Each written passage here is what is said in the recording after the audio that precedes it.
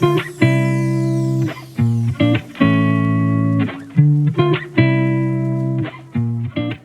tout le monde, ça c'est une petite vidéo pour expliquer la pertinence de signer les pétitions auprès du Parlement européen. Donc nous avons déposé 2 pétitions. La première c'est reconnaissance des statuts de prisonniers politiques pour toutes les personnes qui étaient persécutées suite à Freedom Convoy Canada. Et deuxième c'est soutenir la candidature de Tamara Lich au prix Nobel de la paix 2023. Donc, la pertinence est celle que, d'abord, je vais vous montrer que l'étape administrative, un des premiers, était franchie. Donc, les pétitions étaient bel et bien officiellement reçues et commence le traitement juridique. Donc, n'importe quelle administration, c'est quand même long. Puis par la suite, donc, il va être publié avec accès public. Donc, si on obtient à peu près 1 million de personnes qui participent et appuient les pétitions, donc obligation, donc ça il devient obligatoire d'être débattu au plénière au Parlement européen.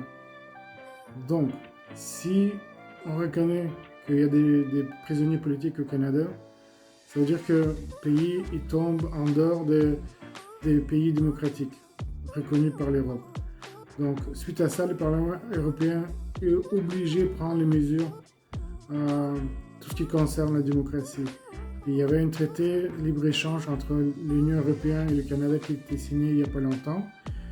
Et d'ailleurs, M. Trudeau est allé plusieurs fois en Europe pour convaincre les dernières personnes les derniers États qui étaient pas d'accord avec ce traité-là. Donc je me souviens, il est allé au Parlement wallon, donc, qui fait partie de la Belgique. Donc il y a plusieurs régions en Belgique, comme c'est un pays fédéré aussi.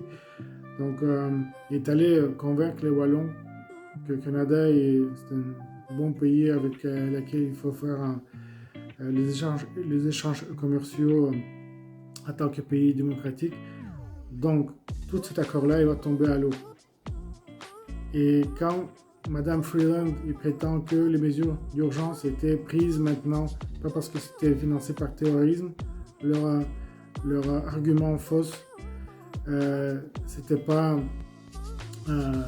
parce que les manifestants étaient armés, qui était aussi une fausseté.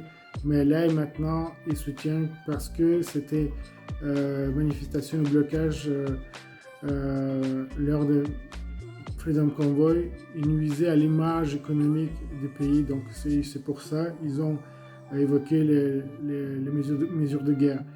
Mais avec tout ce qui se passe, si Canada n'a plus accès au marché européen, ça veut dire que concrètement, les dégâts économiques qu'ils vont provoquer, ils sont 100 fois supérieurs à une nuisance des statuts et d'économie stable.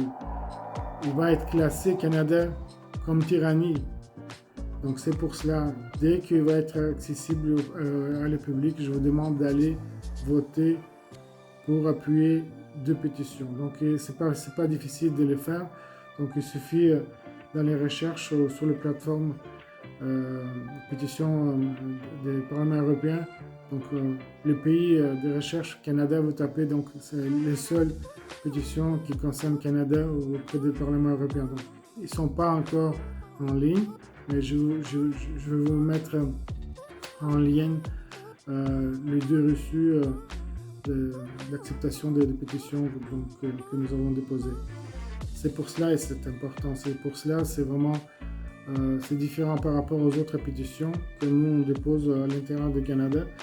Donc ça c'est à l'extérieur. Donc le Canada est beaucoup plus susceptible de réagir sous pression internationale qu'à l'intérieur. Parce qu'à l'intérieur, maintenant, le régime Trudeau contrôle pas mal, pas seulement les médias, mais le système de justice aussi est quand même pas mal soumise, qui est non démocratique non plus.